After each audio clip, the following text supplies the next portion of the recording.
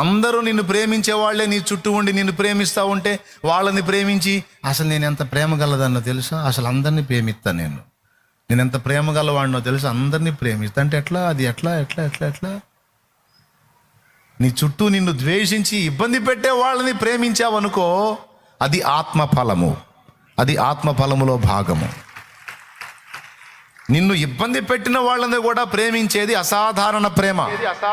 ప్రేమించే వాళ్ళని ప్రేమించడం సాధారణ ప్రేమ, అది లోకంలో వాళ్ళు కూడా చేస్తారు. మరి దేవుని యందలి విశ్వాసం ఉంచిన వ్యక్తిగా నీ స్పెషల్ ఏంటి? నీవు దేవుని కుమారుడివి కుమార్తెవి అగునట్లు శత్రువుని ప్రేమించమన్నాడు. అది నీ స్పెషల్. నిన్ను ఇబ్బంది పెట్టేవాళ్ళు, నిన్ను విమర్శించేవాళ్ళు, నిన్ను గాయపరిచే వాళ్ళు నీ చుట్టూ ఉంటారు. వాళ్ళని తట్టుకొని నిలబడాలి. నువ్వు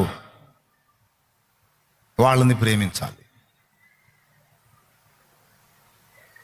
ఎంత ఇబ్బందిగా ఉంటుందండి, ఎంత అసౌకర్యంగా ఉంటుందండి. అసలు వాళ్ళ ముఖాలు చూస్తే తన్నబుద్ధి అయింది,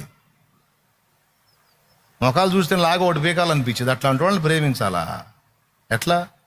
కానీ తప్పదు, నువ్వు చేయాలంటాడు. అబ్బో మన కష్టం ప్రభు అంటే, మరి అట్టయితే కష్టం మెప్పు ఉండదురా నాయన అంటాడు.